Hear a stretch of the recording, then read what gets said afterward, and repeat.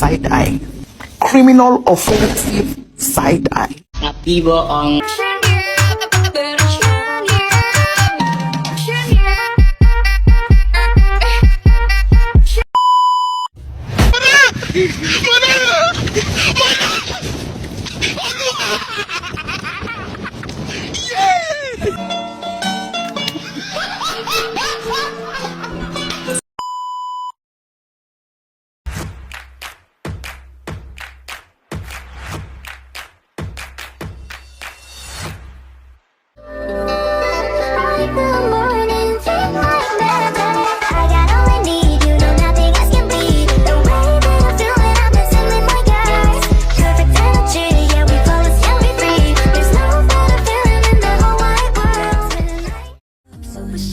Super shy, but wait a minute while I'm making mine. Assalamualaikum warahmatullahi wabarakatuh. Perkenalkan, kami dari kelompok 2 yang ingin menjelaskan video tentang komponen dasar dan penyusun komputer. Struktur dan fungsi komputer. Enjoy!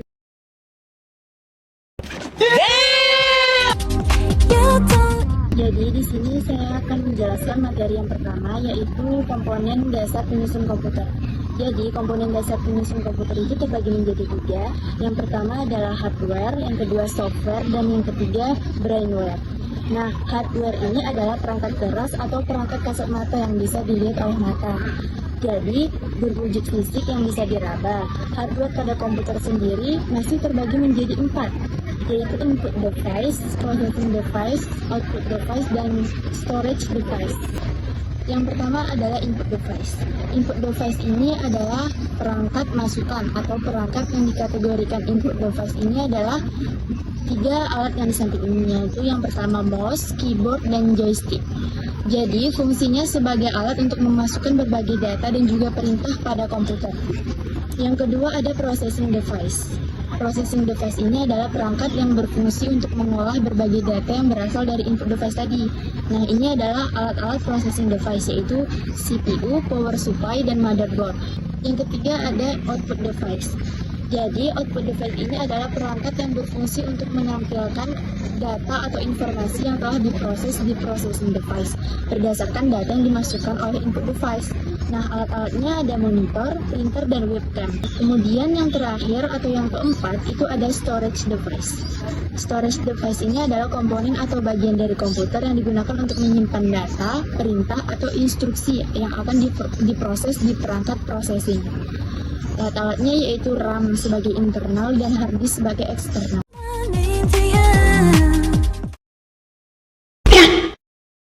Pada ini saya akan menjelaskan materi tentang software. Software atau perangkat lunak adalah komponen yang tidak berwujud atau tidak terlihat.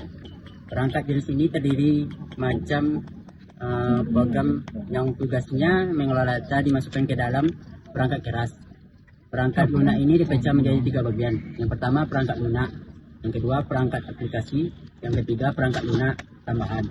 Perangkat lunak sistem adalah perangkat lunak yang bertanggung jawab untuk mengelola komponen seluruh komputer. Bagian perangkat lunak yaitu yang pertama pengenalan kata, misalnya Microsoft Word, Word Perfect, dan lain-lain. Yang kedua pengenalan angka dan data tabel, misalnya Microsoft Excel, Lotus 123, dan lain-lain. Pengenalan data ke basis data, misalnya Microsoft Access, dan lain-lain. Baiklah, di sini saya akan menjelaskan tentang bagian brainware. Brainware adalah orang yang mengoperasikan dan menggunakan komputer. Brainware penting karena komputer tidak berguna tanpa operasi manusia. Brainware adalah seorang yang terlibat dalam aktivitas penggunaan komputer. Brainware memiliki 4 tingkatan. Yang pertama sistem analis, tingkat yang terlibat dalam pemerosesan sistem komputer yang dirancang oleh analisis sistem. Tergantung pada kebijakannya. Administrator juga bertindak sebagai verifikator pada saat yang bersamaan. Yang kedua programmer, seorang yang bertanggung jawab untuk membuat berbagai aplikasi komputer yang digunakan oleh banyak orang. Yang ketiga operator, yang bertanggung jawab atas pemrosesan data di komputer. Yang keempat, desain grafis. Yang mendalami 2 desain grafis. Biasanya mendalami dunia animasi visual. Selain desain grafis, ada juga desain video.